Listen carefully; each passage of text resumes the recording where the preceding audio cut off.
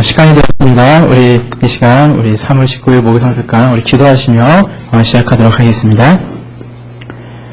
걸어가시고 사는 만하신 아버지 하나님 감사합니다. 하나님께서 오늘도 저들에게 귀한 날 주시고 이 시간 주님 앞에 나와 저들의 말씀을 채우며 하나님 앞에 나갈 수 있도록 인도해 주셨사오니 감사드립니다. 이 시간 저희들이 온전히 정신을 집중하고 우리 주님의 말씀을 사모하는 심령으로 이 시간 나가게 하시며 이 시간 더욱더 우리 주님을 하나하나 더욱더 우리 주님을 알아가며 더욱더 우리 주님의 영광을 위해 쓰임받는 저희들의 모습 될 수 있도록 인도하여 주시옵소서. 감사드리며 거룩하신 주 예수 그리스도로 감사하며 기도드렸사옵나이다. 아멘. 여러분 안녕하세요. 안녕하세요. 밖에서 비가 옵니다. 근데 우리가 이렇게 비가 오는 가운데 오신다는 게 사실 더 어렵잖아요. 근데 우리 이렇게 올 수 있다는 것도 은혜고요. 특별히 오늘은 우리가 성경 특강 중에서도 모의성 특강 중에서도 성경 곤돌벨 이제 곧 있게 되잖아요. 이번 주 이제 돌아오는 주일날 오후 2시에 있게 되어지는데 그것을 이제 대비해서 이제 오늘 마지막 총정리 시간으로 여러분들과 함께 은혜를 나누고자 합니다. 아마 이 시간 아마 이 강의에 참석하신 여러분들도 그렇고 오늘 또 이제 인터넷 강의가 또 이제 올라가면은 인터넷을 통해서 이제 강의를 청취하시는 이제 마음 교우도 있으실 건데 아마 한결같은 바람이 있을 거예요. 야, 이 시간 뭔가 지 목사님이 뭔가 문제를 좀 많이 유치해줬으면 좋겠다. 많이 유치해줘서 많은 문제를 얻어갔으면 좋겠다라는 생각을 아마 하실 겁니다. 여러분들의 바람대로 이 시간 문제들을 많이 유출하도록 하겠습니다. 특별히 뒤쪽에 보시면은 유인물 하나가 더 있어요. 그 뭐냐면 이제 그 문제를 제가 약간 가상으로 문제를 만들어 가지고 특별히 지금까지 있었던 3주 동안 올봄까지 4주째인데 이 모든 강의 동안 있었던 그 내용들을 가지고 그 문제를 만들어 보았습니다. 그래서 그 문제를 가지고 한번 이렇게 풀어보신 것도 많이 도움이 되실 거예요. 근데 제 생각은 많이 있습니다. 여기다가 답을 달아줄까 말까 계속 고민하다가 답을 달아주면 좀 의미가 없을 것 같아요. 그러니까 강의를 좀 들은 분도 있고 안 들은 분도 있을 건데 문제만 따닥따닥 외워가지고 그렇게 하는 것은 별 의미가 없을 것 같고요. 그래서 일부러 답을 달지 않았고요. 그래서 이 내용을 쭉 이렇게 점검용으로 해보시길 바라요. 물론 아주 실력 좋으신 분들을 위해서요. 이곳에서 아닌 다른 곳에서 문제가 나오는 것도 있을 거예요. 많이 있겠지만 하지만 많은 문제들이 절반 이상이 지금 나눠드린 이 문제 안에서 나올 예상이니까요. 중심으로 좀 열심히 공부해 주시길 바랍니다. 우리가요 이렇게 우리가 하나님 말씀을 공부할 때 우리의 목적이 어디 있는가가 중요합니다. 왜냐하면 우리의 목적이요 문제를 많이 맞춰서 성경 공부할 그 시간이 있는데 그 시간에 내가 문제를 많이 맞춰서 좋은 상품 타야지. 거기에만 목적이 있으면 안 된다는 거예요. 그것은 부가적인 것이고 내가 말씀을 통해서 하나님 말씀을 내가 더욱더 알아가서 그 말씀을 의지해서 이 땅을 살아갈 때 승리하며 나아가기 위한 우리의 모습이 먼저 있어야 된다는 겁니다. 이 세대가 참으로 악해요. 얼마나 악하냐면 이 세대가 잘못된 진리를 가르친 사람들이 너무너무 많이 있습니다. 며칠 전에 제가 월요일이 되었는데 월요일날 이제 특별한 일도 있지 않고 그래서 집에서 이제 집안일도 좀 하면서 잠깐 이제 제가 이제 집안 여러 가지 고치고 그러고 있었습니다. 근데 갑자기 밖에서 누가요 띵동도 아니에요. 초인종도 아니고 누가 갑자기 사정없이 문을 쾅쾅쾅쾅 두들기는 거예요. 그래서 나는 갑자기 무슨 일이 있나 싶어서 그리고 전에 경비 아저씨가 그렇게 문을 두든 적이 있어가지고 그래가지고 막 뛰어가면서 누구세요? 하고 문을 살짝 열었는데요. 어떤 사람들 몇 명 이렇게 서 있더라고요. 근데 냄새가 나잖아요. 다 그 냄새 무슨 냄새입니까? 일반 냄새가 나더라고요. 그래가지고 그분들이 막 전도를 왔다고 그러길래 여기에 문패에 보면은 이렇게 교회 그 팻말 있는 거 보이지 않냐고 그래서 가시라고 하면서 문을 딱 받으려고 그러니까 이분들이 어떤 사람이 손을 딱 잡고요. 놔주려고 하는 거예요. 문을 닫는데 문을 안 놔주는 겁니다. 닫을 수가 없어요. 그래서 제가 그 시간 낭비를 빨리 가라면서 힘줘서 꽝 닫는데 그 닫는 그 짧은 시간 동안에 어떤 걸 듣게 됐냐면 갑자기 자기가 외웠던 그 레퍼토리가 막 나오는 거예요. 그 사람이 막 저한테 막 삼위일체고 어쩌고저쩌고 하면서 막 그 예수님이 탄생했던 뭐 성탄절이 어떠냐면서 막 갑자기 한 1초도 안 된 그 시간 동안에 막 쏟아붓더라고요. 그래서 교사가 빨리 가시라고 해서 쾅 닫고요. 그냥 그랬던 기억이 있습니다. 그 사람들은 어떤 사람이냐면은 이 지역에 하나님의 교회 사람들이 많거든요. 딱 느낌이 그 사람들한테서 제가 느끼게 되었습니다. 그런데 문제가 뭐냐면요. 내 안에 말씀이 없잖아요. 내 안에 말씀이 키워지지 않잖아요. 그러면요. 우리는 조금 아는 그 지식 때문에 넘어갈 수가 있다는 거예요. 뭔가 얘기할 때 미끼를 던지거든요. 근데 그 미끼가 그럴듯하고요, 먹음직하고요, 뭔가 정말 있는 것 같습니다. 그러다 보니까 사람들이 그에 인해서 얘기를 듣다가 자기들에게 쉽게 넘어가게 되는 그런 모습들을 많이 보게 되어집니다. 우리가 성경의 말씀을요, 우리가 알 때요, 순수한 마음으로 한 말씀 한 말씀을 받아들이는 건 너무너무 중요합니다. 근데 문제가 뭐냐면, 성경을요, 이런 사람들은요, 짜집기를 해요.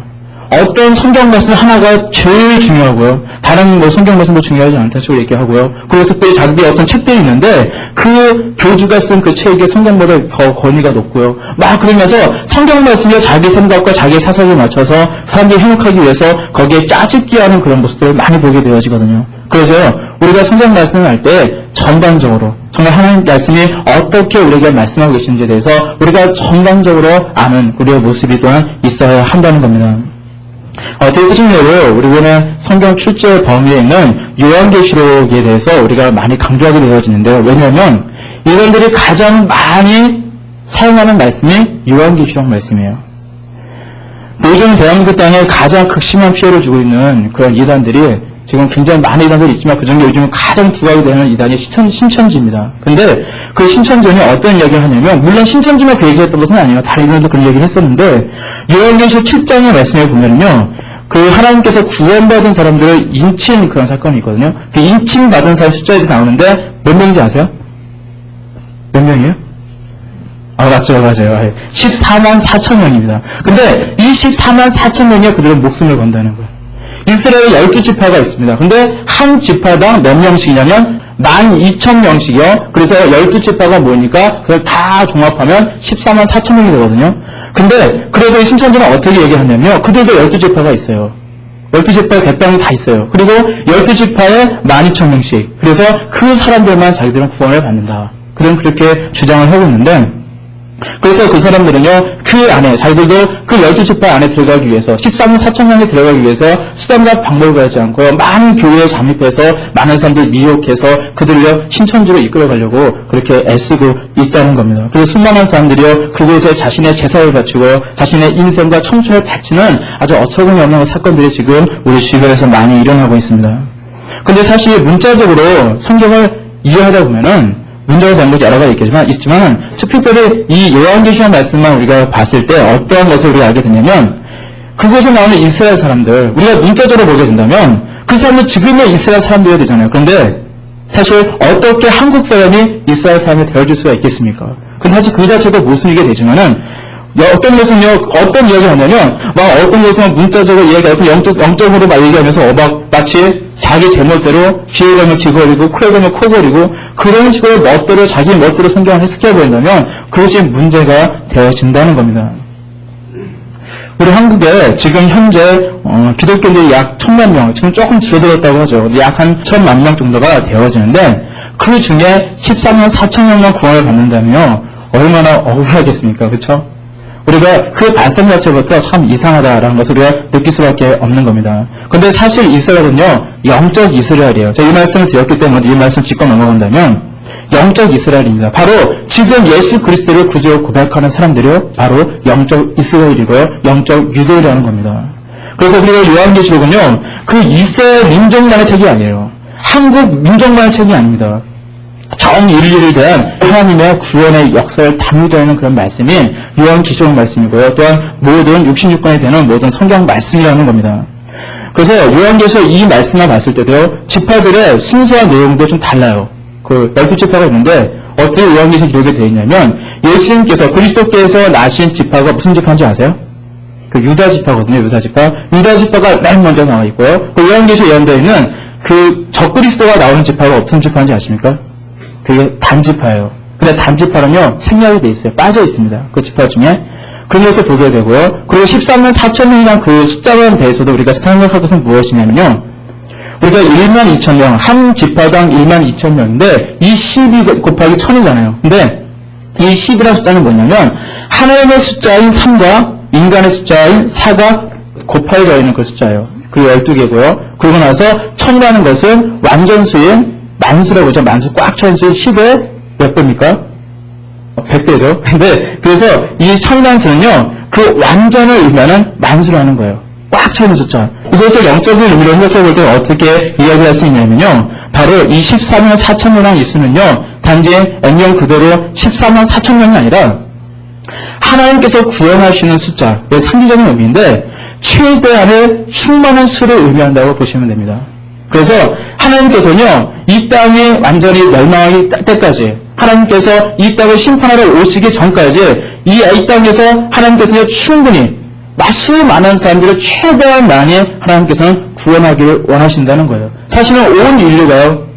하나님의 구원의 대상이 되어진다는 겁니다. 그래서 우리가 단순히 그런 14만 4천 명이다, 10개 지파다, 그런 이야기 생각할 것이 아니라, 우리 하나님께서 어떤 의미를 가지고, 우리가 어떤 모습으로 우리에게 다가오고 계시는지, 우리에 대해서 얼마나 그런 국민의 사랑을 베푸시기 원하시고, 얼마나 많은 영혼들을 구원하기를 원하신지를 우리가 먼저 바라봐야 된다는 것입니다. 만일 하나님의 그런 아주 보편적인 그런 사랑이 없다면요, 14만 4천 명이나 그러면, 우리가 이렇게 전도하고 있는 그런 모든 것이 사실 이유가 없어진다는 겁니다. 그래서 마태복음 말씀에 보면 유명한 말씀이 있는데, 그 윤일본이 있습니다. 우리 같이 읽어보겠습니다. 마태복음 28장 18절에서 20절 말씀 함께 읽겠습니다. 시작. 예수께서 나와 일러 가라사대 하늘과 땅의 모든 권세를 내게 주셨으니 그러므로 너희는 가서 모든 족속으로 제자를 삼아 아버지와 아들과 성령의 이름으로 세례를 주고 내가 너희에게 분부한 모든 것을 가르쳐 지키게 하라. 볼지어다 내가 세상 끝날까지 너희와 항상 함께 있으리라 하시니라. 아멘.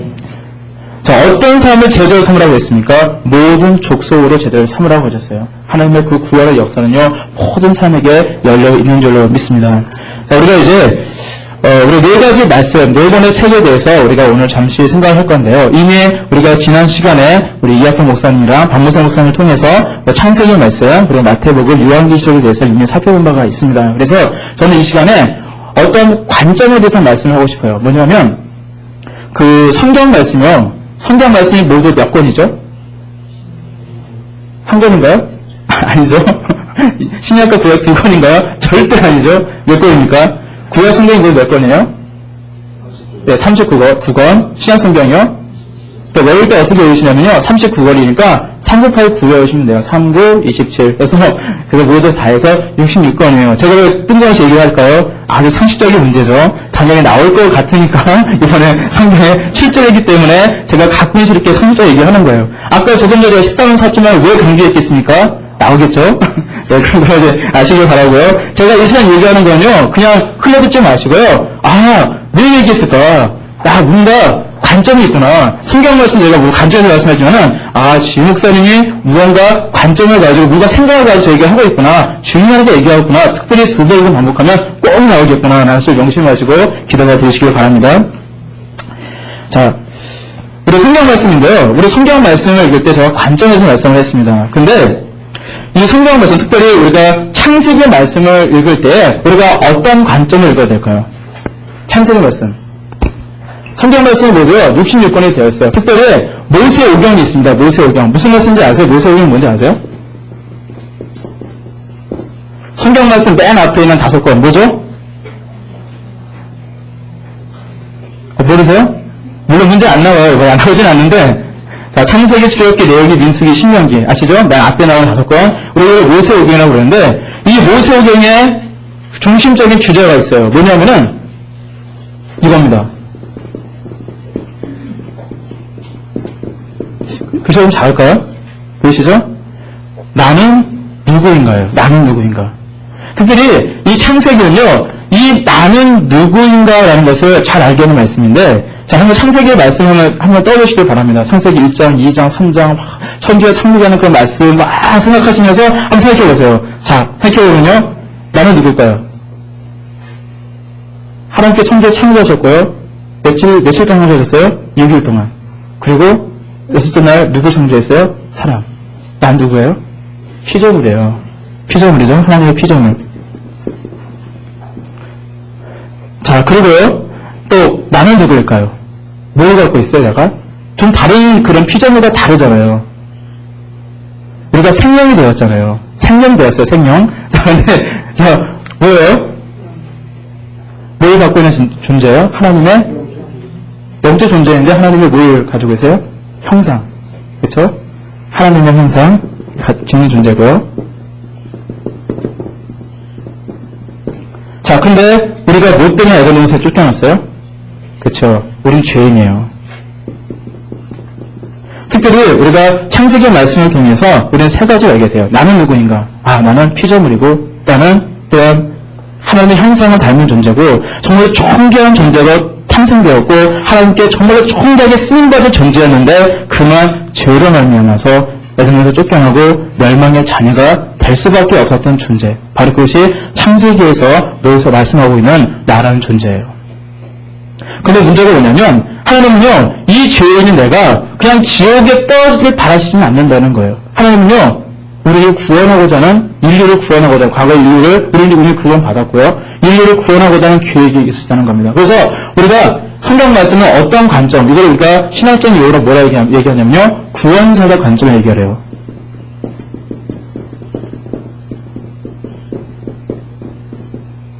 우리는 이런 말이 좀 어렵기 때문에 성경 문제 출제하지는 않을 거예요. 성경 말씀 있는 것만 출제하기 때문에요. 근데 왜 말씀하냐면요, 이 구원사적 관점, 하나님께서 우리 인류를 구원하고자 하는 것, 우리가 심판받을 존재인데, 하지만 이 심판받을 우리 존재를요, 구원하고자 하는 그런 관점을 주시다는 거예요. 그걸 가지고 성경 말씀을 쫙 보시기 바랍니다. 그러면요, 창세기에서 뭐가 중요한지, 이거 내시겠구나, 그런 게 눈에 보여요. 한번 쭉 하면 제가 굉장히 따발총처럼 막 우주성을 넘어갑니다. 왜냐면요, 시간이 별로 없어요. 제가 말씀을 창세기, 말라기, 마태복음, 요한계시록 다 말씀을 드려야 되는데, 특별히 오늘 중점적으로 말씀드린 건 말라기 말씀이에요. 그리고 말라기에 대한 그런 관점이 있어요. 그래서 그걸 가지고 이제 마태복음을 말씀드리면 그럴 건데, 그런데 물론 그거 다 나오겠죠, 시험제. 근데 우리가 구원사 관점에서 창세기에 있다 보면요, 굉장히 중요하구나를 알게 되고요. 아까 말씀드렸지만 뒤에 보면요, 문제 있어요. 문제 있죠? 제2의 성경 발음 잘 안 돼가지고 골든벨 예상 문제 뭐 있어요. 근데 아마 지금 제 강의를 잘 들으시면요, 여기 답이 다 그냥 쭉쭉 나올 거예요. 아마 그게 나오실 거니까요. 자, 그렇게 보시길 바라고요. 물론 여기서 다 나오진 않습니다. 하지만 50% 이상 나오니까요. 꼭 보시길 바라고요. 자, 천지창조 하셨는데, 자, 한번 쭉 보겠습니다. 근데, 그 창세기는요, 문제를 낼 만한 것이 너무 많아요. 아마 아실 겁니다. 왜냐하면은, 많은 성도들이 가장 친숙한 곳이 창세기예요. 그래서 성경 말씀 읽게 되면요, 시작해야지. 창세기 있습니다. 10장 있다가, 이거 1년 가요. 내년에, 성경 말씀 읽어야지. 창세기 있습니다. 앞에 너무 잘하셔요. 그래가지고, 보통 그래서 성경 말씀을 이제 취지를 낼 때는, 창세기는 다시예요. 어디서 나올지 몰라요. 하지만 아까 어떤 관점을 읽는다고요? 구원사적 관점에서 읽는다고 그랬으니까 한번 보도록 하겠습니다. 천주 창조하는데 며칠 동안 창조했다고요? 6일. 첫째 날 뭐였죠? 둘째 날? 셋째 날? 쭉쭉 나와죠? 자, 한번 보세요. 자, 빛이 있고, 궁창이 있고, 무엇과 식물, 해와 달과 별과 막 쭉쭉쭉 나와요. 6일 동안 창조를 하시는데, 자, 근데 가장 중요한 게 뭘까요? 뭘 창조하신 게 가장 중요할 거예요. 다 중요하지만 여섯째 날 우리 사람을 만드신 게 중요해요. 자, 근데 이 사람을 만드셨는데 문제가 뭐냐면 이것에 죄악이 들기 시작했다는 거예요. 하나님께서 온 인류하고 특별히 아담과 하와를 통해서 특별히 아담의 갈비뼈를 뽑아서 그래서 하나님께서 하와를 만드셨잖아요. 그래서 뭐를 만드셨어요? 돕는 대표를 만드셨어요. 그렇죠? 돕는 대표를 만드셨는데, 자, 근데 문제가 뭐냐면 죄악이 들어오게 됐다는 거예요. 하나님께서는요, 이 모든 것을 다스릴 수 있고, 모든 것을 먹을 수 있고, 다 모든 과일을 먹을 수 있고, 다 모든 걸 다 주셨는데, 행복하고 정말 좋고, 정말 모두 기쁘고 즐거움만 가득한 곳이 바로 에덴 동산이었는데, 문제는요, 뱀이 꽃입니다. 그리고 그 뱀에 넘어가게 되고, 선과 악을 알게 되는 그 나무 열매를 먹게 되어짐으로 인해서, 인류 안에 뭐가 들어옵니까? 죄악이 들어오게 되었어요. 그리고 나서 에덴 동산에 쫓겨나게 되어집니다. 근데 에덴 동산에 쫓겨나는데 에덴 동산에 다시 들어오면 안 되잖아요. 그래서 하나님께서 뭐를 통해서 낫게 하세요? 여기서 나갔는데 다시 못 들어가게 해서 뭘 이렇게 낫게 하셔요. 뭐냐면은 성경 말씀 보시면 구름들과 두루도는 화염거에 대한 말씀이 있을 거예요. 잘 모르실 거라도 제가 말씀을 드린 거고요. 그래서 인류에 남은 건요, 이 땅에 오신 그런 분들은요, 수고함과 해산의 고통이 있었습니다. 제가 두루도가 하면 괜히 얘기한 거 아니겠죠? 항상 생각하세요, 그거는. 자, 근데 수고함과 그 해산의 고통이 있게 되어지고요. 이제 죄악으로, 점점점 이제 죄악으로 가는 인생이 되어져요. 선하게 되지가 않아요. 계속 죄악으로 갑니다. 그래서 우리 최초의 가인과 아벨의 사건, 가인이 최초의 살인자잖아요. 그래서 아벨을 정말 자신들에게 제사를 드렸는데, 우리 아벨의 제사를 받으셨지만, 가인의 제사를 받지 않게 되자, 가인이 화가 나가지고 들어가서 불러가지고 돌로 쳐 죽이잖아요. 그럼 최초의 살인을 하게 되고, 그 다음에 가인은 쫓겨난 인생이 되어서, 이제 굉장히 고통과 슬픔 속에 살아가게 되어집니다. 자, 그런 이제 인생을 살다가, 하나님께서는요, 이제 가인을 위해서 벌을 받은 거예요. 그래서 그 아벨 대신 새로운 아들을 주게 되세요. 누구죠? 그 이름이? 맞아요. 셋이에요, 셋. 자, 셋을 이제 주시게 되는데, 이 셋이 왜 중요하냐면요, 이 셋의 족보를 통해서 하나님의 백성들이 이스라엘 백성들을 편성하게 돼요. 바로 이 족보가 중요합니다. 그리고 왜 중요하냐면은, 자, 말씀 보시면, 창세기 4장 26절 말씀, 이거 유인을 했어요. 창세기 4장 26절 말씀 보시면요, 그 세세장 이야기가 나오거든요. 네, 같이 읽어보겠습니다. 자, 다 쓰셨죠? 굉장히 바쁩니다, 지금. 있습니다. 시작. 셋째 아들을 낳고 그 이름을 에노스라 하였으니 그때 사람들이 비로소 여호와의 이름을 불렀더라. 아멘. 자, 여호와 이름을 불렀다는 뭐냐면 하나님께 예배드렸다는 거거든요. 하나님을 찾기 시작했다는 겁니다. 근데 언제요? 셋이 누구를 낳고요? 에노스를 낳았어요.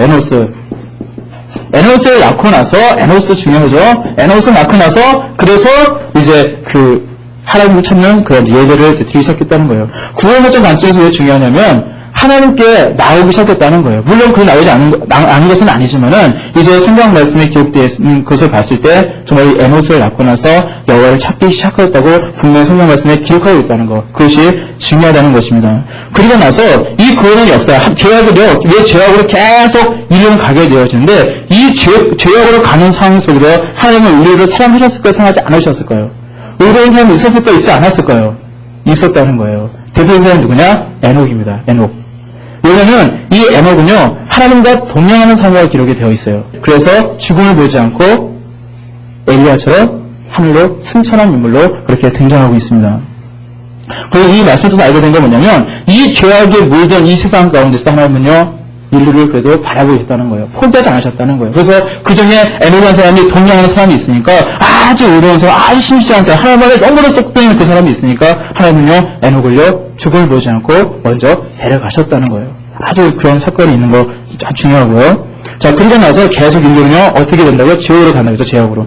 점점 지옥으로 가다 보니까, 하나님은 참다 못하셔서, 이제 인류를 물로 심판하고자 합니다. 근데, 이 물로 심판할 때 누구를 통해서 방주 짓게 하시죠? 노아를 짓게 하시는데, 노아를 물론 방주를 잣나무로 짓게 돼요. 근데 이런 건 중요하지 않고요. 근데, 40주야 동안, 이제 물이 이제 이 땅에 이제 온통에 내리게 되고요. 그리고 나서, 이제 물이 150일 동안 온 땅에 탁 창렬하게 되어져요. 그러고 나서, 그들이 이제, 머물게 걸렸던 그곳이 어디냐? 아라랏산에 그들이 이제, 머물게 되었고요. 이제 그곳에서 이제 하나님께서 무슨 언약을 주냐? 이게 중요해요.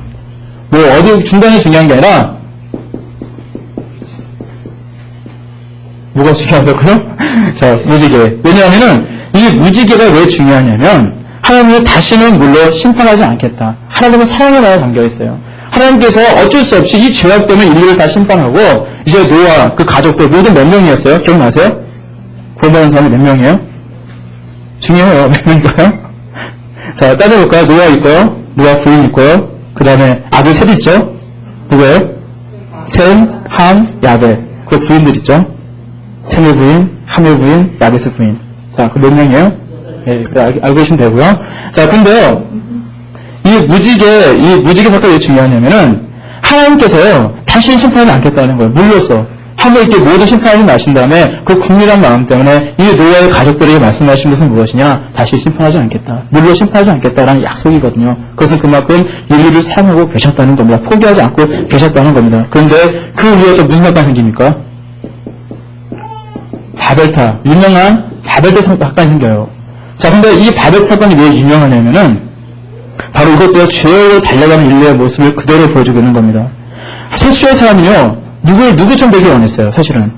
하나님처럼 되기 원하는 그 마음이 있었거든요. 그것이 욕심이 되었고, 그것이 죄가 되었고, 그것이 인해서 사망이 되었던 건데, 마치 이것처럼 이 바벨 때 섰거든요. 사람들이 우린 다시로 흩어지지 말자. 이 노아의 홍수를 경험했던 이 사람들은 다시로 흩어지지 말자. 이것은요 하나님께 대한 어떤 교만한 행위였거든요. 뭔가 자기들도 정말 하나님처럼 되려 그런 마음에서 그런 발생에서 그들은요 이 바벨탑을 아주 높이 아주 하늘 끝까지 쌓은 그런 각오를 가지고 높이 쌓았던 겁니다. 그때 하나님께서는요 언어를 혼잡하게 만드셔가지고 이런 죄악을요 사전에 아예 꺾어버리시고 차단시켜버리시는 그런 역사를 또 보게 되어집니다. 자, 그리고 이제 정말 중요한 사람이 등장을 합니다.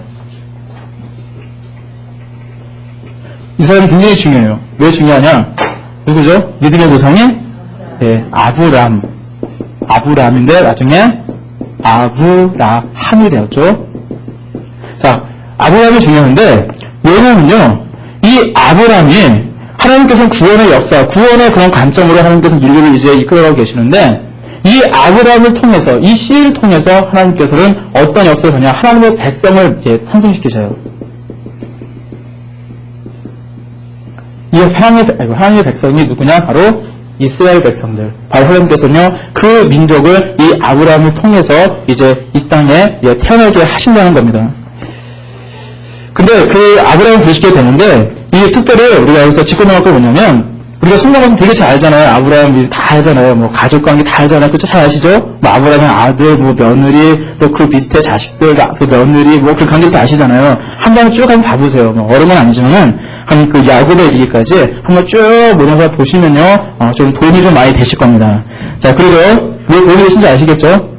네. 자, 그리고 나서 우리 역사 속에서 우리가 또 누가 등장을 하냐면요. 많은 사람들이 있지만은 우리가 주목할 사람이 바로 야곱입니다. 야곱의 형의 이름이 누구예요? 예, 에서죠, 에서. 근데 에서는 사실 들러리예요. 들러리고 에서는 들러리예요. 어떤 우리가 하나님의 구원의 관점을 보면 에서는 들러리고 사실 중요한 사람이 누구냐? 야곱입니다.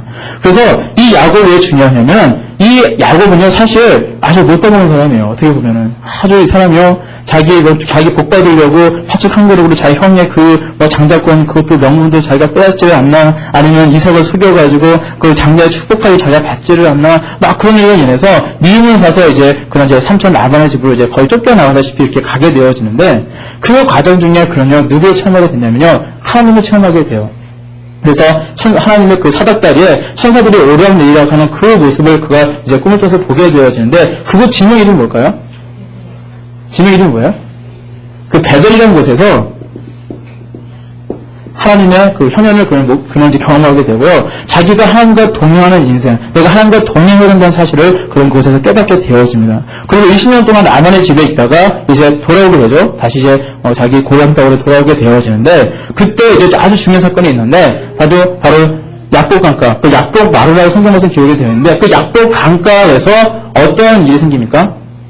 약복이라는 곳에서 하나님의 그 천사와 씨름하는 그런 사건이 생겨요. 그리고 그곳에서 그는 영적 이름을 이제 받게 되어지는데, 그 이름이 뭡니까? 이스라엘이었어요. 자, 그래서 바로 이 야곱의 이 이스라엘 이름을 받았다는 거. 그리고 하나님께서는 계속해서 뭘 만드셔가냐면 하나님의 백성을 만들어 가시는 거예요. 이 역사를 통해서. 그래서 야곱의 그 자식들, 12명의 자식들을 통해서 하나님은요, 그 12지파가 생겨나게 하셨고요. 그 12자식들을 통해서 이스라엘의 12지파를 통해서 이스라엘 민족, 하나님의 백성으로 하나님께서는 삼아 가셨다는 겁니다. 근데 우리가 이 이스라엘의 이 사건을 보게 되면요, 그 천사가 신음하게 되었는데, 사실 이것은요, 기도문답이 된 거거든요. 자기가 이제 죽게 되었으니까, 에서에게 죽게 되었으니까, 정말로 그냥 진퇴양난의 그 상황 속에서 오직 그냥 하나만 붙들고 그냥 어떻게 내가 축복하려고, 어떻게 나를 이렇게 버리시면 안 된다고 막 그렇게 하다가 이제 그렇게 이제 이스라엘이라는 이름을 얻게 되었기 때문에, 이 사건은 뭐냐면은 하나님께 목숨 걸고 매달렸던 바로 그것에서 이 이스라엘 민족이요, 시작하는 모습을 보게 되어져요. 이스라엘 이름은 그거예요. 이들이요, 그냥 거저받은 것이 아니라 그들이 바로 거저받은 것이지만 그들은 믿음으로 이 모든 것이 시작됐다는 겁니다. 오직 하나님만 붙들고자 하는 그 믿음, 오직 그 믿음으로 이스라엘 백성들이요 이제 태동하게 되어졌다는 겁니다. 그래서 이제 어떤 사건이 이후에 생기게 되냐면 이 땅에, 가나안 땅에 큰 흉년이 찾아오게 됩니다. 뭐 잘 해결되었고요. 흉년이 찾아오게 되어지는데, 물론 이제 나타났던 많은 사건들이 있어요. 요셉에 대한 이야기가 많이 그냥 건너뛰기로 하고요. 근데 요셉의 인물이 이제 등장하게 되어져요. 근데 이 요셉이요, 어떤 위치냐면요, 이 가나안 땅에 있던 이 하나님의 백성들, 이 이제 태동권의 이 백성들을요, 이제 어디로 이제 이주시키냐? 어느 땅으로 이주시켜요? 이 요셉을 통해서 청대신이 되었어요. 그러니까 어떤 사건이냐면, 막 그 흉년에 대해서 이제 모든 사람이 죽게 되었는데, 이 요셉이 이제 치리를 잘 해가지고, 이제 7년의 흉년 때 곡식들을 막 모았다가, 7년의 흉년 때 동안 사람들이 막 죽어갈 때, 그때 이 곡식들을 막 팔았잖아요. 그 과정 중에 그 형제들을요, 그 애굽 땅으로 이주시키게 돼요. 그래서 모두 몇 명이 오냐?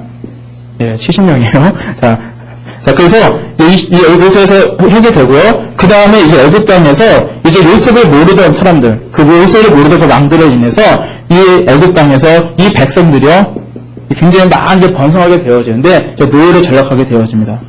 그리고 노예를 전락하는데 이 땅이 약 몇 년 동안 있었냐? 430년 동안 이 땅에 기거하다가 바로 하나님께서는 이들의 부르심을 들으시고 선지자 누구를 보내십니까? 모세를 보내셔서 이 모세를 통해서 이제 출애굽을 시키세요. 근데 이 출애굽기니까 문제는 안 나오겠죠?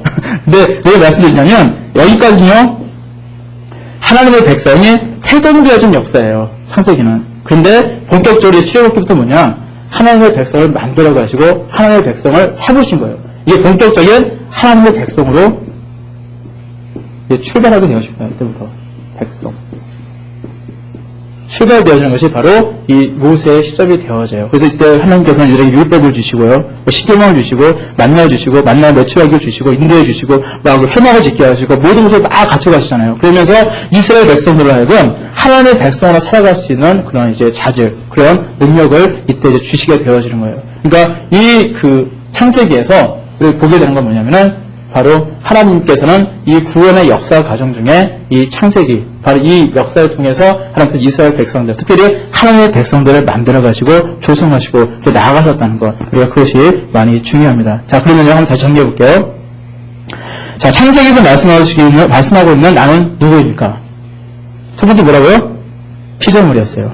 그리고 근데 피조물인데 다른 피조물과 다르게 우리에게 뭐가 있습니까? 하나님의 형상을 가진 아주 존귀한 자로 하나님께서는 우리를 삼아주셨고요. 근데 죄악으로 나무에서 쫓겨나게 되었고, 그 다음에 하나님과 단절되었고, 점점점 죄악으로 물들고 하는 그런 삶이었기 때문에 심판이 우리에게 있었어요. 심판을 받을 수밖에 없는 존재였습니다. 근데 그 중에서 하나님께서는요, 심판을 받은 모든 사람들 중에서 그냥 그대로 끝난 것이 아니라 이 가운데 누구를 뽑으셨습니까? 하나님의 약자입니다. 하나님의 약자예요. 하나님의 백성을 하나님께서는 뽑으셨고, 하나님께서는요, 그 구원과 이 백성들을 통해서 사실은요, 이 이스라엘 사람뿐만 아니라 온 인류를 구원하시고자 하는 놀라운 그런 계획 속에 하나님께서 하나님의 백성들을요, 선택하셨던 것을 보게 되어집니다. 자, 여기까지가 우리가 창세기, 우리가 말씀에 대해서 잠깐 생각할 수 있는 거고요. 그래서 하나님의 구원의 역사는요, 절대 14만 4천 명에 국한되지 않는다는 거, 그에 대해서 우리가 명심하시길 바라고요. 자, 꼭 나오겠죠? 넘어가겠습니다. 자, 말라기 말씀. 자, 말라기 말씀은요, 왜 중요하냐면요, 그 구약 성경의 마지막 선지자가 누구일까요? 네, 말라기니까 이해하겠죠? 말라기입니다. 자, 근데 그 마지막 선지자였고요. 그 성경 말씀 중에 구약 성경에서 마지막에 기록되어 있는 말씀이 말라기예요. 왜 중요하냐면요, 이 말라기에서 이 마태복음에 이르기까지 몇 년인지 아세요? 기간이? 나오진 않아요. 절대 나오진 않습니다. 성경할 수 없으니까. 400년이에요. 400년. 약 400년이에요. 거의 400년에서 430년 정도 예상을 하고 있어요. 약 400년인데 이때요, 엄청난 일이 있어요. 우리가 조선왕조가 몇 년입니까? 500년이잖아요. 근데 우리 조선왕조도 보면요, 전기, 중기, 후기 다 달라요. 그렇죠? 문화가 다 다르고 관습이 다 다릅니다. 전기 때, 중기 때, 후기 때 다 달라요. 우리 아마 6시간 다 배워서 아실 겁니다. 400년 세월은요, 엄청난 세월이에요. 근데 이 엄청난 세월 동안에 이스라엘 백성들은 하나님의 백성이거든요. 하나님의 백성. 근데 하나님의 백성으로서 그들이 자신들의 민족성, 자신들의 신앙, 그 모든 것을 지켜나갈 수 있었겠냐는 거예요. 그냥 놔두면 절대 할 수 없습니다. 단 몇십 년만 지나도 문화가 딱 바뀌고 10년만 지나도 10년도 아니에요. 5년만 강산이 변하고 사람들의 그 생각이 바뀌고 세대 차이 느끼고 쌍둥이 세대 차이 느끼는 시기가 바로 지금 우리의 모습인데 이 400년 세월 동안에요. 이들은 나눠서 잃어버릴 수 있다는 거예요. 하나님의 백성으로서. 그렇기 때문에 이 말라기의 위치가 상당히 중요한 겁니다. 그래서 왜 성경 말씀 말라기가 맨 뒤에 있게 되는지, 구약이 맨 뒤에 있고, 하나님께서 마지막 예언자로서, 이제 구약의 마지막 예언자로서 말라기를 보여주는지에 대해서 우리가 한번 그 관점을 한번 보자고요. 이때 어떤 일이 생겨야 되냐면은, 많은 일이 생겨야 되는데, 그냥 간단하게만 얘기할게요. 아주 간단하게 말씀을 드리면은, 여러분들 제일 알게 되는 게, 그리스가 굉장히 패권을 장악했죠? 누굽니까? 알렉산더. 기억나죠? 이 시대에 별 사람 다 나와요. 뭐, 클레오파트라도 나오고요. 다 나와요. 브루투스, 이 사람도 나오고, 우리 유명한 그런 많은 역사적인 인물들이 바로 이 시기에 등장을 합니다. 근데, 알렉산더가 일찍 죽어요. 그 다음에 누가 통치하냐면, 이 사람의 부하들이요.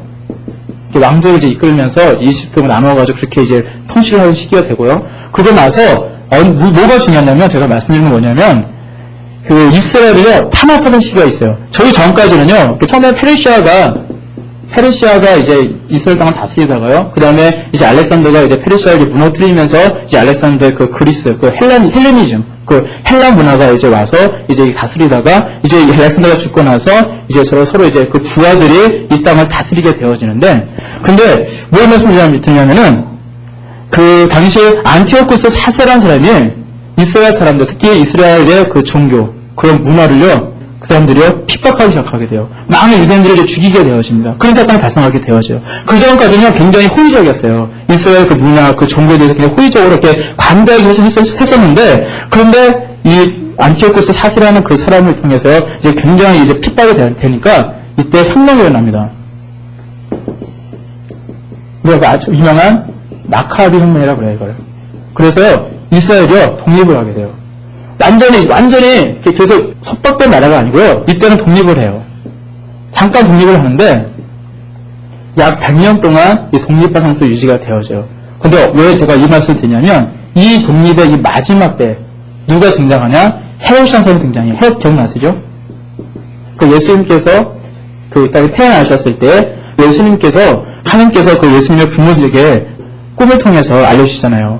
헤롯이 이렇게 핍박하고 그런 것을 알려주셔가지고 이 헤롯을 피해서 이집트로 잠깐 피난 갔다가 헤롯이 죽게 되니까 다시 자기의 고향 땅으로 돌아가게 되는 그 모습을 아시죠? 흥정할 수 있습니다. 헤롯이라는 인물이 나와요, 거기에. 바로 그 인물이에요. 그 인물인데 이 헤롯이요, 이 아카비 이 가문을요 배반하게 돼요. 그리고 이 사람은요 로마 편에 들게 됩니다.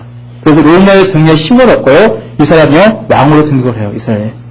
그래서 헤롯 왕이란 분봉왕이 생기게 되어지는데, 이 헤롯 왕은 그 예수님께 십자가에 달려 돌아가실 때 그때 헤롯이 등장하잖아요. 또 그 사람은 이 사람의 손자예요. 그렇게 생각하시면 됩니다. 그래서 이 헤롯 왕이 그래서 그렇게 등장을 하게 되어져요. 그래서 우리가 이 헤롯 왕이 근데 어떤 걸 있냐면은, 그래서 유대인들은요, 이 사람은 배신자거든요. 자기 민족이 이렇게 배신자인데, 그런데 이 사람의 통치를 받아야 되거든요. 이런 상황에서 당연히 싫어할 수밖에 없습니다. 그래서 이 헤롯 왕이 했던 일이 뭐냐? 대표적인 것이요, 성전을 건축하게 돼요.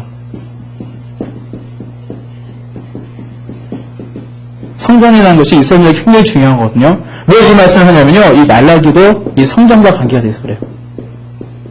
이 성전을 건축하게 되었는데, 그래서 우리가 헤롯 성전이라고 합니다. 헤롯 성전. 그래서 그것이 예수님 중생의 과정 중에도 계속 지어지고 있었어요.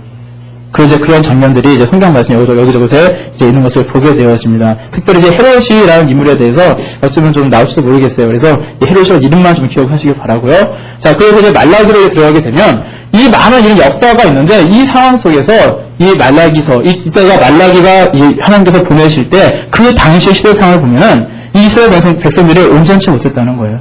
뭔가 온전치 못하게 하나님께서는 선자를 보내시게 되어집니다. 자, 근데 큰 문제는 뭐냐면, 이스라엘 문제가 갖고 있던 문제는 뭐냐면, 이 성전이 건축이 됐거든요. 이 스룹바벨 성전이라고 그러는데, 이 성전이 건축되었는데, 물론 이 그 솔로몬의 성전에 비해서는 보석가루 성전이었어요. 하지만은 이 성전이 건축되었고, 이스라엘 사람들이 생각합니다. 이제 하나님께서 인자하시겠구나. 이제 메시아가 오시겠구나. 성전이 건축되었으니까 하나님께 다시 인자해 주시고, 우리가 이 억압과 이 핍박과 이 페르시아 이 핍박으로부터 우리를 구해 주시겠구나. 그런 기대가 있었는데요. 시간이 가도 한 100년이 지나도요, 소식이 없어요. 메시아가 오지도 않아요. 그러다 보니까 점점 이들은요, 신앙이요, 점점 나태해지고 해이해지기 시작하게 되어졌다는 겁니다. 그리고 자연히 예배에 소홀하게 되어지고요. 또 모든 종교 행위가 형식적으로 되어지고요. 그리고 율법을 무시하기도 하고요. 심지어는 무슨 일이 생기냐면요. 당시에 하나님께서 금지했던 것이 뭐냐? 이방 여인과 결혼하는 것이 금지되었잖아요. 근데 이방 여인과 결혼하기도 하고, 또 자기의 그 조강진처를 버리기도 하고, 막 그런 일들이 막 이스라엘 백성들 가운데 생겨지게 되어지는 거예요. 그래서 하나님께서는 이 말라기 선지자를 통해서 이제 다시 보내서 이들로 하여금 하나님의 백성임을 강의시켰다는 거예요. 이 모든 시기를 다 이제 이겨내야 하는데, 다시 말라기 선지자를 통해서 더 다시 한번 무장할 수 있도록 하나님께서는 하셨다는 겁니다. 특별히 말라기에서는 보면요, 그 백성들이요, 하나님께 질문을 해요. 그리고 하나님요, 대답하고, 그런 형식들이 많이 등장을 합니다. 이거는 그 당시에 그 설교관들이 많이 썼던 그런 방식이라고 해요. 근데 이 방식을 통해서 그 말라기서가 이렇게 기록이 되어 있고요. 자, 근데 먼저 제가 그 세 번째, 말라기서의 문학적인 특징이라는 모습을 보면요, 문학적 특징이 중요한 건 아니에요. 하지만은 이것을 보게 되면은 그 7가지 질문을 백성들이 해보는 걸 보게 되어져요. 그래서 한번 쭉쭉 넘어가겠습니다. 그냥 설명하지 않고요. 이런 걸 했구나. 쭉쭉 넘어갈게요. 그 불명불평인데, 첫 번째 질문이 뭐죠? 읽어볼까요? 시작. 주께서 어떻게 우리를 사랑하셨나이까? 주께서 어떻게 우리를 사랑하셨나이까? 그 질문. 두 번째요. 읽어보겠습니다. 시작. 우리가 어떻게 주의 이름을 멸시하였나이까? 불명불평이에요. 우리가 언제 주님을 멸시했습니까? 이렇게 얘기를 합니다. 세 번째요. 시작. 우리가 어떻게 주를 더럽게 하였나이까? 자, 네 번째요. 우리가 어떻게 여호와를 괴로우시게 하였나이까? 네 번째 읽어볼까요? 시작. 우리가 어떻게 여호와를 괴로우시게 하였나이까? 다섯 번째 읽어보겠습니다. 시작. 우리가 어떻게 하여 돌아가리이까? 자, 여섯 번째 읽어볼게요. 시작. 우리가 어떻게 주의 것을 도적질하였나이까? 일곱 번째 읽어보겠습니다. 시작. 우리가 무슨 말로 둘을 대적하였나이까? 여러분들, 혹시 여러분들이 마음에 좀 불만이 생기고 불평이 생길 때, 하나님께 그럴 수 있잖아요. 인간이기 때문에, 인생이기 때문에. 그때 여러분들은요, 하나님께 어떤 말씀을 하고 계십니까? 혹시 이곳에 우리의 그런 모습이 이와 같은 비슷한 모습은 아닙니까? 라는 한번 그런 질문을 여러분에게 드리고 싶습니다. 물론 여기에 말씀들이 있어요. 말씀들이 있지만은, 읽지 않아도 이 말씀 중에 이 질문들이 있다는 거 상상할 수 있잖아요. 그래서 넘어가도록 하고요. 근데 이 말라기 말씀은요, 이런 질문을 하는 이 무지한 백성들, 하나님의 법이 뭐고 하나님의 율법이 뭐고 하나님께서 무엇을 원하는지 잘 알지 못하고 깨닫지 못했던 이 백성들에게 이 무지함을 깨우치고자 하셨다는 거예요. 그래서 다시금 하나님의 백성의 자리로 돌아오기를 하나님께서는 원하셨다는 것입니다. 이스라엘 백성들은요, 기다리기에 지쳤습니다. 지치고 지쳐서 낙담하고 이제 불만과 불평이 생기기 시작했고, 이제 다 포기하고 싶었고, 그래서 그냥 율법, 그 어려운 율법을 지켜 살 바에는 그냥 내가 원하는 대로 그냥 편하게 그냥 즐기면서 살아야지, 그런 풍경들이 있게 되어졌다는 거예요. 근데 중요한 건 뭐냐, 그들이 기다렸던 메시아는 오셨다는 거예요. 말라기 선지자가 왔던 그 약한 400년 이후에 예수 그리스도의 땅에 오셨다는 겁니다. 중요한 건요, 하나님의 약속은 성취되었다는 거예요. 문제는 뭐냐면, 내가 하나님을 온전히 신뢰하지 못하기 때문에 그 응답의 때가 더디오는 것이지, 내가 하나님을 온전히 믿고 신뢰하고 의지하고 있다면 그 응답의 때는 앞당겨지게 되어진다는 겁니다. 사실은 이스라엘 백성들이 오직 예수님을 정말로 의지하는, 메시아를 정말로 갈망하는 마음, 그 믿음을 버리지 않고 나갔다면 그 시기가 400년, 그 많은 그 400년 이후에 그 시기가 도래했지만은 아마 그 시기가 더 앞당기지 않았을까라는 생각도 해결되어집니다. 문제는 우리가 하나님 앞에 왜 응답하시지 않으십니까? 라고 원망하고 불평하기 전에 우리가 하나님을 더욱더 전폭적으로 믿어야 되는 우리의 모습이 있어야 될 줄로 믿습니다. 자, 우리 내용 분에 우리 네 번째 들어가도록 하겠습니다. 근데 그 표를 보시면은 그 일곱 군데로 이렇게 내용을 이렇게 분류할 수가 있어요. 그래서 이 내용 한 말씀 한 말씀을 다 찾아보고 다 익혀보고 이제 그런 시간을 가졌으면 좋겠는데요. 이제 간단하게 이제 설명을 하도록 하겠습니다. 자, 첫 번째, 이스라엘에 대한 하나님의 사랑 어떨까요? 하나님의 사랑은 변하실까요? 변하시지 않는다는 거예요. 그렇죠? 처음에 살았던 그 사랑 그대로 사랑하고 계신다는 겁니다. 문제는 이스라엘 백성들에게, 바로 우리들에게 문제가 있었다는 거예요. 그래서 이때 이스라엘 백성들은 주께서 어떻게 우리를 사랑하셨나이까? 아까 첫 번째 질문이었죠. 그 질문을 하게 됩니다. 우리 말라기 1장 2장 말씀 읽어보겠습니다. 말라기 1장 2장 말씀 읽습니다. 시작. 여호와께서 가라사대 내가 너희를 사랑하였노라 하나 너희는 이르기를 주께서 어떻게 우리를 사랑하셨나이까 하는도다. 나 여호와가 말하노라. 에서는 야곱의 형이 아니냐. 그러나 내가 야곱을 사랑하였고. 아멘. 자, 에서와 야곱이 있는데요. 사실 에서나 야곱이나 사실 별 차이가 없어요. 죄악된 인간들입니다. 근데 하나님께서는요, 특별히 야곱을 사랑하셨다는 거예요. 특별히 야곱을 잘해서 사랑했냐? 그것도 아니에요. 그냥 사랑하셨어요. 무조건적인 사랑이거든요. 사랑을 하셨습니다. 그리고 야곱은 바로 이스라엘 사람들, 그 야곱이 이스라엘이 되잖아요. 그 사건 되게 중요하다고 그랬습니다. 그래서 바로 우리가 그 야곱이 이스라엘 사람이 되었는데, 바로 우리가 바로 그 영적 이스라엘 사람들이요, 그 영적 유대인이라는 사실 이미 우리는 잘 알고 있습니다. 바로 우리가 그렇게 이스라엘이 되었던 그 사건, 야곱이 이스라엘이 되었던 사건이 왜 중요하냐면, 바로 저와 여러분들이 정말 멸망의 자녀에서 하나님의 자녀가 된 것처럼 바로 정말 이 세상에서 방황하고 그 살았던 그 야곱이 하나님의 축복받은 그런 언약의 백성이 되었던 그 사건이기 때문에 바로 그렇기 때문에 굉장히 중요하다는 거예요. 그래서 한 번 더 그것을 한번 확인해 보시길 바랍니다. 두 번째 이야기 한번 읽어보겠습니다. 두 번째 말라기 1.8절 말씀, 제사장들에 대한 책망 말씀인데요. 한번 읽어보겠습니다. 시작. 만군의 여호와가 이르노라. 너희가 눈먼 희생으로 드리는 것이 어찌 악하지 아니하며 저는 것 병든 것으로 드리는 것이 어찌 악하지 아니하냐. 이제 그것을 너희 총독에게 드려보라. 그가 너를 기뻐하느냐 너를 강압하겠느냐. 아멘. 자, 저희가 제사장들에게 대한 그런 이제 하나님의 책망들이 있는데요. 근데 대표적인 어떤 것이 무엇이냐면요. 그들은요, 온전한 예배를 함께 드리지 않았다는 게 문제였습니다. 부정부패의 산물이었어요. 그냥 온전한 모습으로 하나님께 정말 온전하게 흠이 없는 제물을 함께 드려야 됐고요. 흠이 없는 그 제사를 드려야 되는데 그들은요, 다리가 저는 거, 병든 거, 뭐 흠이 있는 거 이런 것들을 하나님께 드렸다는 거예요. 너무도 예배가 형식적으로 되어졌다는 겁니다. 그 말라기 1장 10절 말씀, 아주 경고한 말씀이 있죠. 제가 읽어보겠습니다. 말라기 1장 10절 말씀 시작. 만군의 여호와가 이르노라. 너희가 내 단 위에 함께 불사르지 못하게 하기 위하여 너희 중에 성전문을 닫을 자가 있었으면 좋겠도다. 내가 너희를 기뻐하지 아니하며 너희 손으로 드리는 것을 받지도 아니하니라. 아멘. 우리가 이렇게 온전한 예배 드리지 못하고 온전한 예물을 드리지 못할 때 하나님께서는요, 그것을 받지 않으시다는 거예요. 닫아버렸으면 좋겠다. 성전문을 아무도 못 들게 그냥 닫아버렸으면 좋겠다. 그 냄새가, 그 예배의 그 냄새가 향이 너무 나에게는 악취다. 하나님께서 그렇게 말씀하시는 겁니다. 만약 우리 예배가 그렇게 되신다면 어떻겠습니까? 참 그건 비참한 인생일 것 같아요.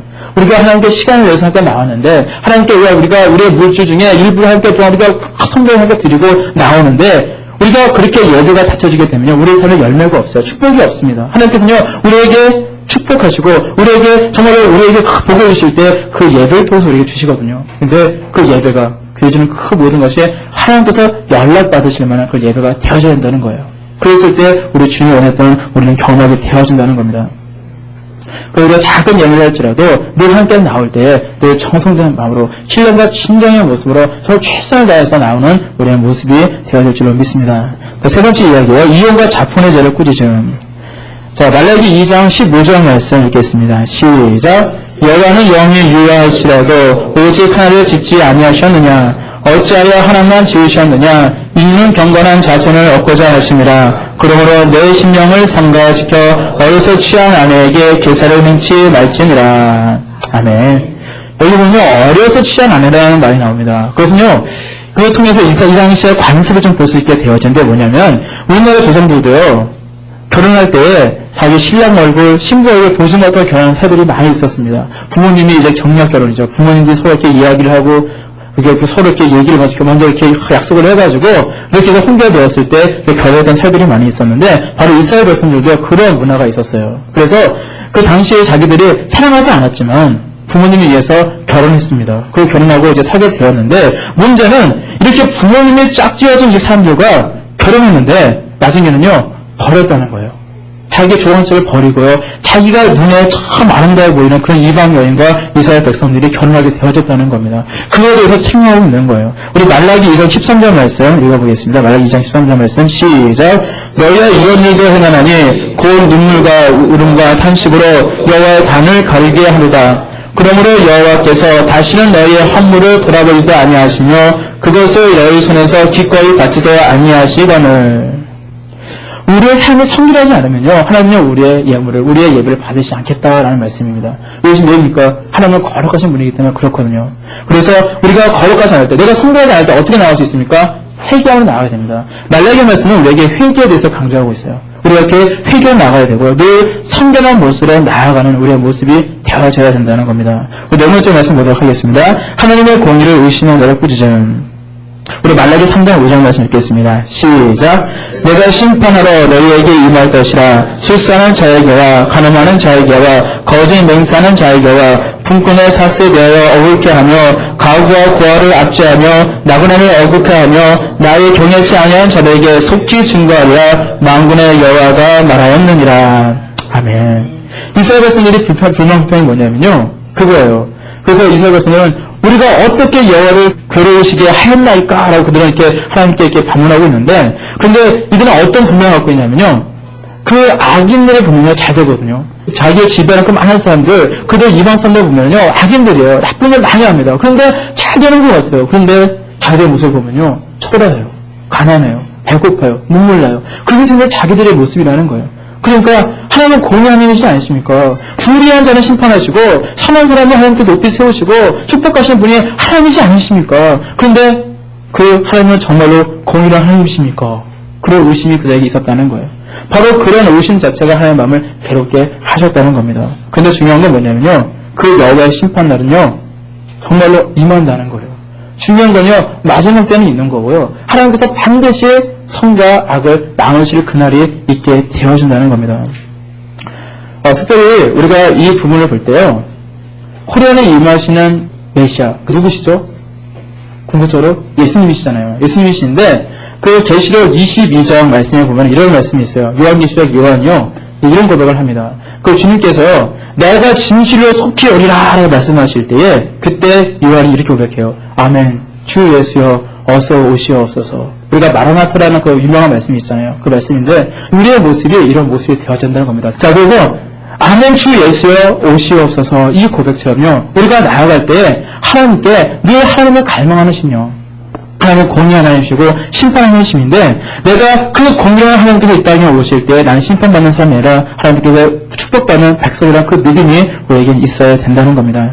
다섯 번째로 종교적 의무, 11절 허물된 이야기인데요. 오늘 같이 또 말씀을 읽어보겠습니다.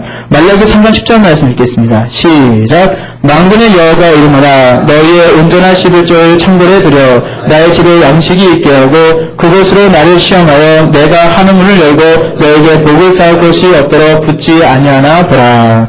아멘. 자, 온전한 11절 이야기인데, 자, 왜 이 말씀을 드리게 되냐면, 물론 성경 말씀이지만은, 그 목사님들이 가장 말씀을 전하기 힘든 말씀이 또한 11조에 대한 그런 말씀이에요. 왜냐면요, 신앙이 깊지 않으신 분들은 11조의 중요성을 잘 알지 못합니다. 그러다 보니까, 강대상에서 11조를 하셔야 되면서, 우리 하나님께서 축복을 받을 수 있습니다. 축복을 받을 수 있습니다. 물질의 복을 받을 수 있습니다. 당연한 말씀이거든요. 진리입니다. 그런데, 그 목사님이 그렇게 설교하면요, 많은 그런 사람들이요, 우리 도리교회 교회들은 그런 분들은 없지만, 그러니까 인터넷 청취하지만 우리 교회들 가운데는 그런 분들은 없지만은, 많은 교회들에서는요, 신앙이 없다 보니까, 목사님이 돈만 밝힌다, 이렇게 오해를 사기가 되게 쉽습니다. 그래서 참 꺼리는 그런 설교 중에 하나가 이 11조의 말씀인데요, 중요한 건 뭐냐면요, 시험을 든다 하더라도 할 수 없어요. 왜냐하면 성경 말씀이고요, 그러니까 성경 말씀을 가르쳐야 될 그런 본분이 저희에게 있기 때문에, 중요한 건 뭐냐? 이 지혜는 변하지 않는다는 겁니다. 내가 물질적인 그런 축복을 받길 원하십니까? 11조를 드려야 되고요. 내가 하나님께 온전한 모습으로 나아가는 그런 모습이 우리에게 있어야 된다는 겁니다.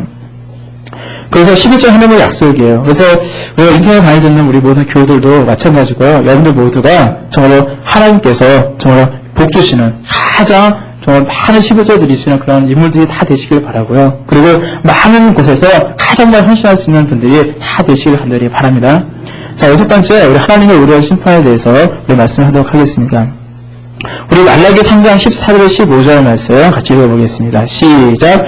이는 너희가 말하기를 하나님을 섬기는 것이 헛되니 만군의 여호와 앞에 그 명령을 지키며 슬프게 행하는 것이 무엇이 유익하리요.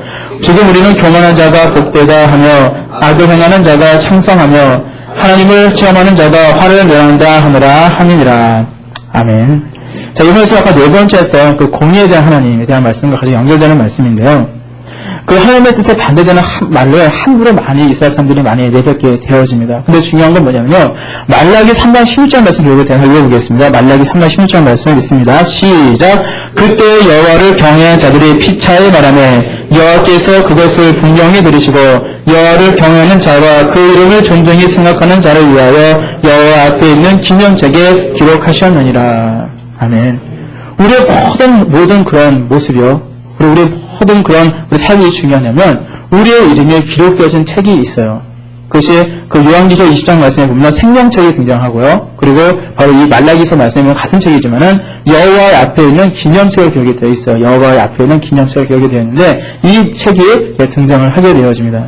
그래서 이 말라기 말씀을 이제 보면서 느낀 것이 이렇게 말씀을 그 성경 말씀을 통해서 문제를 뽑아야 되는데 어떤 문제를 뽑아야 될까 참 이렇게 고민이 많이 되더라고요. 굉장히 짧기 때문에 그래서 제가 지금 드려지는 이런 가끔씩 말씀을 드리는 말씀은요 사실 다 나올 거라 생각하시면 될 겁니다. 근데 우리가 이따가 생각할 때 그 이 생명책에 나의 이름이 반드시 기록이 되어 있어야 한다는 거예요. 내가 정말로 내 이 땅을 살아갈 때 아무리 내가 잘 살고 부귀와 영화를 누리면서 내가 많은 일을 좋은 일을 해놨다 할지라도 만약 내가 마지막 때에 정말 내 생명책에 나의 이름이 우리 말라기 말씀에 보면은 여호와 앞에 있는 그 기념책에 나의 이름이 빠져있다면 그 인생은 실패한 인생이 되어질 수밖에 없는 겁니다. 우리가 늘 살아갈 때에 그 우리의 믿음 절대 잊지 마시고 우리의 이름이 끝까지 그 생명책에 있는 그래서 하나님께 정말 우리가 돌아가는 날에 하나님 품에 꼭 안기시는 저 여러분들 되어야 될 줄 믿습니다. 자, 그렇지 일곱 번째만 마지막으로 해되는데요. 모세의 율법 준수한 선지자 엘리야를 보내시라 말씀하고 있는데요. 바로 이것이 왜 중요하냐면 이 마태복음 이 말씀과 연결되어진 어떤 연결고리가 여기에서 등장을 하게 되어집니다. 자, 말씀 먼저 읽어보도록 하겠습니다. 말라기 4장 4절 말씀 읽겠습니다. 시작. 너희 내가 호렙에서 온 이스라엘을 위하여 내 종 모세에게 명한 법 곧 율례와 법도를 기억하라. 아멘. 자, 모세를 통해서 주은 율례와 법도를 잘 기억하라. 율례와 법도 등장하죠. 이 율례와 법도를 잘 기억하라라고 말씀하고 있습니다. 왜냐하면 이것을 잃어버리고 그들이 있었다는 겁니다. 자, 그리고 또 말라기 4장 5절 6절 말씀 같이 읽어보겠습니다. 시작. 보라 여호와의 크고 두려운 날이 이르기 전에 내가 선지 엘리야를 너희에게 보내리니 그가 아비의 마음을 자녀에게로 돌이키게 하고 자녀들의 마음을 그들의 아비에게로 돌이키게 하리라. 돌이키지 아니하면 두렵건대 내가 와서 저주로 그 땅을 칠까 하노라 하시니라. 아멘. 자, 여기 누가 등장하냐? 선지 엘리야가 등장합니다. 그래서 이 선지 엘리야를요, 메시아, 바로 이따 메시아를 통해서 이 땅을 심판하기 전에 먼저 이 선지 엘리야를 보내시리라 말씀하시는데 왜 보내실까요? 그들의 아들께로 돌이키게 하리라. 돌이킨다는 게 뭐예요? 회개하는 거거든요. 회개시키기 위해서 보내신다는 거 의미입니다. 그래서 우리가 신약 시대를 보면은요, 이 선지 엘리야가 등장을 하게 돼요. 진짜로 마태복음에서 보면은 등장하게 되어지는데 우리 마태복음 17장 10절에 13절 말씀 유물에 있죠. 다시 읽겠습니다. 마태복음 17장 10절에 13절 말씀 읽습니다. 시작. 제자들이 묻자와 가로되 그러면 어찌하여 서기관들이 엘리야가 먼저 와야 하리라 하나이까. 예수께서 대답하여 가라사대 엘리야가 과연 먼저 와서 모든 일을 회복하리라. 내가 너희에게 말하노니 엘리야가 이미 왔으되 사람들이 알지 못하고 임의로 대우하였도다. 인자가 이와 같이 그들에게 고난을 받으리라 하시니 이때 제자들이 예수의 하신 말씀하신 것이 세례 요한인 줄을 깨달으니라. 아멘. 누구입니까? 세례 요한이에요. 세례 요한이 이미 와서 정말로 그들은 세례 요한이요 회개에 대해서 강조합니다. 그 세례를 주고요. 그리고 특별히 그 세례 요한이 외쳤던 말씀 뭡니까? 회개하라. 천국이 가까웠느니라. 예수님도 동일하게 말씀하세요. 회개하라. 천국이 가까웠느니라 라고 말씀하고 있는데요. 확인해 보시고요. 마태복음 3장 2장 말씀에 보면 기록이 되어 있습니다. 자, 그 하나님께서는요, 말라기 선지자를 통해서 강조했던 것은 뭐냐? 두 가지였습니다. 바로 모세를 통해서 주었던 율례와 법들을 꼭 지킬 것과 또한 회개에 대해서 말씀하고 계신 거예요. 왜냐하면 이것을 잊지 않아야지 이 400년의 이 긴 세월 동안 그들은요 자신의 신앙들을 버리지 않고 지킬 수 있었기 때문에 그랬던 겁니다. 자, 그래서 이제 마태복음 이제 신약 시대가 열리게 되어져요. 시간이 이제 다 지났는데요. 한 5분만 제가 말씀을 드리고 마치도록 하겠습니다. 이미도 강의를 통해서 말씀을 많이 하셨는데요. 그런데 제가 어떤 관점, 제가 말씀드렸던 그 관점이 뭐였죠? 구원사적 관점. 제가 그거에 대해서 계속 말씀을 하고 있는 거예요. 자, 근데 마태복음 주인공은 누구일까요? 당연히 예수님이죠. 그리고 예수님을 이제 다 바라보면서 기울였던 그런 성경 말씀이 4개의 성경 말씀이 있는데 그것을 우리가 복음서라고 이 말씀을 합니다. 근데 그 복음서의 그 마지막 말씀, 그 요한복음 21장 25절 말씀에 보면요. 유인물에 있어요. 같이 읽어보겠습니다. 요한복음 21장 25절 말씀에 있습니다. 시작. 예수의 행한 일이 이외에도 많으니 만일 낱낱이 기록된다면 이 세상이라도 이 기록된 책을 두기에 부족할 줄 아노라. 아멘. 예수님께서요. 많은 말씀을 하시고요. 많은 행동을 다 했어요. 근데요. 공관복음에 또한 그 요한복음 포함해서 사복음서에 다 기록이 되어 있을까요? 그렇지 않다는 거예요. 이 외에도요. 예수님께서 하신 말씀들이 하셨던 일들이 많이 있었다는 거예요. 그런데 왜 이 말씀을 하냐면요. 이 마태복음도요. 어떤 하나의 관점이 있었어요. 그 글을 마태가 그 말씀을 이렇게 집필을 할 때 관점이 있었습니다. 이들은요. 그 대상자가 누구냐? 유대인들이었거든요. 유대인들에게 꼭 필요한 말씀. 예수님께서 행하셨던 그런 모든 일과 말씀 가운데에서도 이들에게 적절한 필요한 말씀들을 더 강조했다는 겁니다. 특별히 우리 말라기에서 아까 그 여호와의 율법, 모세께서는 율법에 대한 율례와 법도라고 그랬죠. 그리고 뭘 말씀했죠? 회개. 특히 이제 이거는 이제 엘리야, 선지 엘리야 같은 회개. 그거에 대해 말씀드렸는데 이 마태복음 보면 이게 고스란히 잘 드러나고 있어요. 이것이. 예수님은요, 율법을 폐하려 오셨습니까?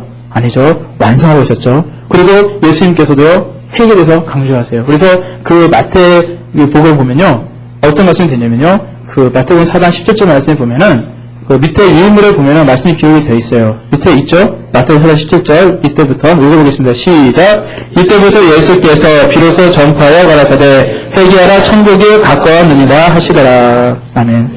세례 요한도요. 회개하라 천국이 가까웠느니라. 예수님도요. 회개하라 천국이 가까웠느니라 말씀하고 계세요. 바로 이 회개에 대해서 아주 강하게 말씀하시고요. 그리고 예수님께서 율법의 완성자로 오시게 되는데 그러다 보니까 이 마태복음에서 우리가 관심 있게 봐야 될 말씀이 어디냐면요. 율법의 완성자라서 오시던 예수님의 그 부분을 우리가 잘 봐야 돼요. 특별히 예수님께서 율법을 가르치십니다. 가르친 부분이 있어요. 설교하세요. 하신 부분이 있어요. 그게 마태복음 5장, 6장, 10장 말씀. 바로 그 산상수훈이라고 그 산에서 하셨던 설교 말씀인데 그 산상수훈이라고 이렇게 말씀을 하거든요. 바로 그곳에 보면은요. 바로 율법의 완성자로 오셨던 예수님의 모습을 보게 되어져요. 그래서 그곳에는 그런 말씀들을 한번 꼼꼼히 잘 읽어보시길 바랍니다. 거기서 아주 많이 나올 거예요. 문제가. 그렇기 때문에 꼭 읽어보시길 바라고요. 자 그리고 이제 그 마태복음 28장 18절에서 20절 말씀. 한번 그 밑에 있죠. 마태복음 28장 18절 20장 말씀을 같이 읽어보겠습니다. 시작. 예수께서 나와 일러 가라사대 하늘과 땅의 모든 권세를 내게 주셨으니 그러므로 너희는 가서 모든 족속으로 제자를 삼아 아버지와 아들과 성령의 이름으로 세례를 주고 내가 너희에게 분부한 모든 것을 가르쳐 지키게 하라. 볼지어다 내가 세상 끝날까지 너희와 항상 함께 있으리라 하시니라. 아멘. 자, 여기에 많이 담겨져 있어요. 그래서 이 말씀을 많이 숙지하시면 도움이 될 것입니다. 그래서 하늘과 땅의 모든 권세를 내주셨으니 뭡니까? 땅에 왕으로 오신 예수님이에요. 왕에 대한 그런 것을 강조하고 있는 부분이고요. 그리고 또한 모든 족속으로 제자를 삼으셨습니다. 그렇죠? 그리고 아버지와 아들과 성령 이유로 세례는 바로 회개를 뜻하잖아요. 세례를 주시고 그 모든 얘기를 이제 말씀하시는데 바로 이제 예수님께서 저희들에게 이제 명령하신 이제 그런 말씀이기도 하죠. 그래서 이제 우리가 우리 그 세례에 대한 것도 우리가 말씀드리는 뭐냐면은 교회 보면은요 그런 세력이 큰 거가 있지 않아요. 휴대형 세력이가 있습니다. 있는 거 모르셨죠? 우리 교회도 있어요. 그래서 휴대형 세력이 성찬교도 있는데 왜 있냐면요. 사람의 인종을 언제 갈지 모르잖아요. 만약 병원 신방에 가게 되거나 이제 어떤 분이 죽음을 맞이할 때 그분이 예수님을 이제 영접할 때가 있어요. 그러면 그분들에게 목사님들이 행할 것이 뭐냐? 세례 예식이거든요. 그래서 그때 이제 그런 것을 이제 대비해서 이제 휴대형 세례기가 있고요. 그 휴대형 또 성찬을 나눌 수 있기 때문에 성찬기도 이렇게 준비가 되어 있습니다. 왜냐하면 세례 준다는 그만큼 중요하기 때문에 그래요. 우리가 하나님 나라에 들어갈 때 우리가 먼저 되어야 될 것이 뭐냐? 우리의 죄 씻음이거든요. 우리의 죄가 씻음을 받아야 됩니다. 물론 예수 그리스도의 그 보혈의 말미암아 우리의 죄 씻음을 받았지만은 우리가 예수 그리스도의 그 보혈의 말미암아 우리가 죄 씻음을 받았지만 그렇지만은 우리가 하나님께 나아갈 때 나에게 있는 이 주의 문제가 해결받지 않는다면 우리는 절대 하나님께 도우지 못한다는 소리를 기억하시고요. 우리가 지금 제가 시간이 없기 때문에 이제 다 많은 것을 말씀드리지 하지만 중요한 것은 하나님께서는 늘 우리 인류에게 있어서 이 죄의 문제를 해결하시고자 노력하셨고 그것 때문에 독생자 예수 그리스도 이 땅에 오신 것이고 우리를 구원시켜 주셨다는 겁니다. 그리고 우리가 마지막 때에 요한계시록에 기록되어 있지만은 우리의 믿음을요 요한계시록 말씀을 통해 특별히 소아시아 7개의 말씀이 있는데 그 말씀을 통해서 우리의 믿음을 한번 점검해 볼 수가 있어요. 나는 어떤 모습인가 점검해 볼 수 있고요. 그리고 그 말씀을 통해서 한 번 더 각성하시고 또 내가 정말 하나님께서 원하시는 모습 정말 그 말씀을 보면 그 예수님께 칭찬받은 그런 교회가 두 교회가 등장하잖아요. 근데 그 교회들처럼 나도 정말 하나님께 칭찬받는 그런 모습으로 정말 우리 인생이 되시기를 간절히 바랍니다. 자, 이 모든 것을 정리를 하고요. 자, 요한계시록 22장 20절 말씀, 마지막이라는 말씀이에요. 한번 이 말씀 같이 읽어보시고 오늘 말씀을 마치도록 하겠습니다. 저번에 이학동 목사님이 이 말씀 한번 같이 읽으셨어요. 저도 이제 같이 읽습니다. 자, 같이 중요하게 읽겠죠? 요한계시록 20장 1절 말씀 같이 읽습니다. 시작! 이것들을 증거하신 이가 가라사대 내가 진실로 속히 오리라 하시거늘 아멘 주 예수여 오시옵소서. 아멘. 기도하시겠습니다. 참으로 주신 아버지 하나님 감사합니다. 오늘 저들의 짧은 시간이지만은 함께 말씀을 나누며 정말 이 땅에 오신 예수님, 구원자로 오신 예수님, 그 예수님의 은혜와 사랑을 또한 저들이 묵상할 수 있도록 인도해 주시니 감사드립니다.